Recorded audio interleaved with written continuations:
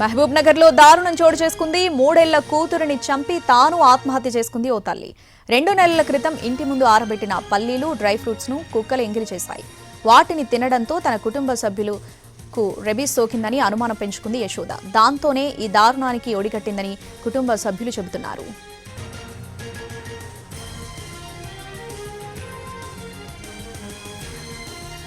Rabies వ్యాధి సోకిందనే అనుమానంతో మతిస్థిమితం కోల్పోయింది అని భర్త చెబుతున్నాడు. ఇక అనుమానమే పెనుభూతమై కూతురిని బలి తీసుకుందని వారు చెబుతున్నారు. అయితే కుక్కలు ఎంగిలి చేసిన వాటిని తిన్న తర్వాత కుటుంబ సభ్యులందరూ రెబీస్ టీకాలు వేయించుకున్నారు. అయినా ఆమెలో భయం, అనుమానం పోలేదంటున్నారు.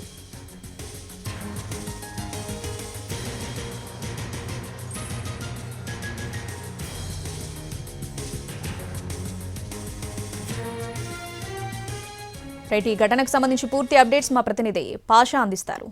మహబూబ్ నగర్ జిల్లా కేంద్రంలో దారుణం చోటు చేసుకుంది. తల్లి తన 3 ఏళ్ల కూతుర్ని గొంతు నులిమి చంపి తాను ఆత్మహత్య చేసుకున్నటువంటి ఘటన స్థానికంగా కలకలం రేపుతుంది.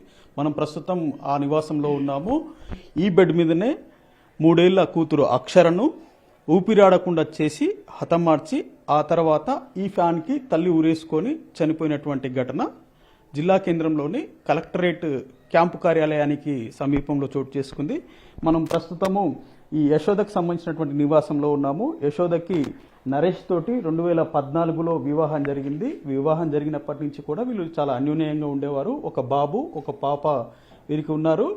నరేష్ షాద్ నగర్లో ఒక ఎలక్ట్రిసిటీ డిపార్ట్మెంట్లో పనిచేస్తాడు. అయితే గడిచిన 2 నెలల క్రితము ఇంటి ముందు ఆరబోసినటువంటి పల్లీలను కుక్కలు తిన్నాయి. ఆ కుక్కల నుంచి వచ్చినటువంటి ఆ సొల్లు అనేది దాని మీద పడింది.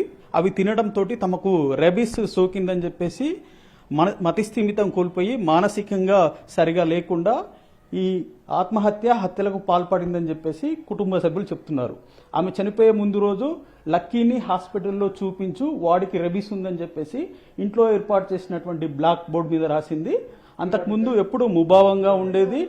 ఈ క్రమంలోనే హాస్పిటల్కి చూపించాము, పిల్లలకి వ్యాక్సినేషన్ చేయించాము, తనకు కూడా వ్యాక్సిన్ చేయించాము. ఆ తర్వాత ఆకుపసర మందులు కూడా తినిపించాము. అయినప్పటికీ కూడా ముభావంగా ఉండేటువంటి యశోద తనకు రెబీస్ సోకిందనే భ్రమలోనే ఉండి మానసికంగా సరిగా ఉండేది కాదు. ఈ క్రమంలోనే 3 ఏళ్ల కూతుర్ని చంపడంతో పాటు తాను ఆత్మహత్య చేసుకుందని చెప్పేసి కుటుంబ సభ్యులు చెప్తున్నారు. వారి భర్త ఉన్నారు, వారితో మాట్లాడే ప్రయత్నం చేద్దాం. అన్న, ఏం జరిగింది, ఎప్పుడు జరిగింది, ఎందుకు ఇలా? ఈ అనుమానం స్టార్ట్ అయ్యి దాదాపుగా 2 నెలల ముందు జరిగింది.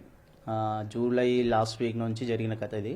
లాస్ట్ వెనకాల వచ్చేసి కొన్ని పల్లీలు, బాదం పప్పు ఎండబడడం వల్ల కుక్కలు వచ్చేసి అది మూతి పెట్టి తినడము, దాని జొల్లు దాని మీద పడడము. అవి పోయిన తర్వాత 2-3 రోజుల తర్వాత మాకు ఆ పల్లీలు అవి మేము తినే వస్తువులు వాడుకున్నాము. ఆ తర్వాత మాకు ఈ జ్వరాలు, తర్వాత ఎలర్జీ రావడము, బాడీ షవరింగ్ కావడం, కొన్ని పరిస్థితులు బాగలేదు. అంటే ఆరోగ్యం అంతా చెడిపోయింది.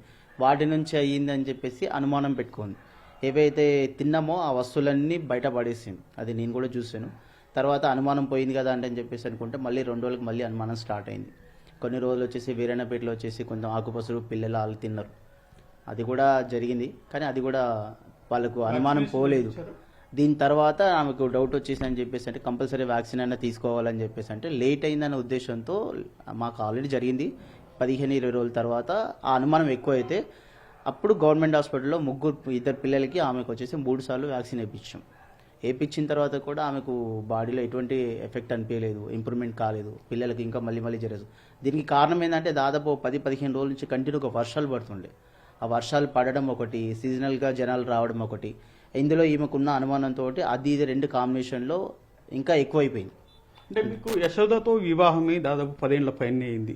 గతంలో ఎప్పుడైనా ఈ రకంగా ఇబ్బంది పెట్టిందా? మానసికంగా ఏమన్నా డిస్టర్బ్ ఉండేదా? మానసికంగా అంటే ఏం లేకుంటుండే, కానీ ఏదైనా జరిగినప్పుడు అని చెప్పి కొంచెం డెప్త్గా ఆలోచిస్తుండే. కానీ ఈ విషయంలో మాత్రం మనిషి చనిపోయేంత పరిస్థితి తెచ్చుకుందంటే అదే మేమే డైజెషన్ చేయలేకపోతున్నాం. తనకి ఇంకొకటి ఏంటంటే చిన్న పాపని చంపి తను చనిపోవడం అంటే ఎంత ధైర్యం చేసిందో మాకు అది అర్థం కావట్లేదు. అసలు చాలా దారుణమైన పరిస్థితి అది. అంటే బంధువులతో ఎట్లా ఉండేదమ్మా? మంచిగానే ఉంటుంది. మాట్లాడేటప్పుడు కానీ కోపంగా అట్లేం లేదు, మంచిగానే ఉంటుంది. అందరితో బాగానే ఉంటుండే. కానీ ఆమెకి ఏముంటే బయటికి చెప్పకుంటుంది, మాకు చెప్పకుండా అసలు ఆమె తన లోపల తననే పెట్టుకుంటుండే. ఇది ఇట్లా అని ఫోన్ చెప్పకుండా ఇట్లా లోపల తన వరకు పెట్టుకుంటుండే. కానీ కాదు అందరితోటి మంచిగానే ఉంది. ఇంకో డోర్ మీద నా భర్తను కూడా కాపాడండి, రెబీస్ ఉంది, వ్యాక్సిన్ కి తగ్గదు, చెట్టు మందు తినిపించండి, పత్యం చేయించండి అంటూ డోర్ మీద కూడా నిన్న చనిపోయే ముందు యశోద రాసినటువంటి రాతలు మనం చూడవచ్చు. ఈ డోర్ మీద రాసింది, ఆ తర్వాత ఈ బ్లాక్ బోర్డ్ మీద కూడా అలాంటి రాతలే ఉన్నాయి. అంటే కంప్లీట్ గా ఆమె బ్రెయిన్ లో రెబీస్ తనకు సోకింది, తన కుటుంబ సభ్యులకు సోకింది అనే ఒక భ్రమలో ఉంది. ఎప్పుడు ముభావంగా ఉండేది, 10 ఏళ్ల వైవాహిక జీవితంలో ఎప్పుడు డిస్టర్బెన్సెస్ అయితే లేవు. కానీ సడన్ గా ఎందుకు ఇలా చేసిందో మాకు అంతు పట్టడం లేదని చెప్పేసి భర్త, అత్త, ఇతర బంధువులంతా కూడా పేర్కొంటున్నారు. సందీప్తో అహ్మద్, ఎన్టీవీ, మహబూబ్ నగర్ నుంచి.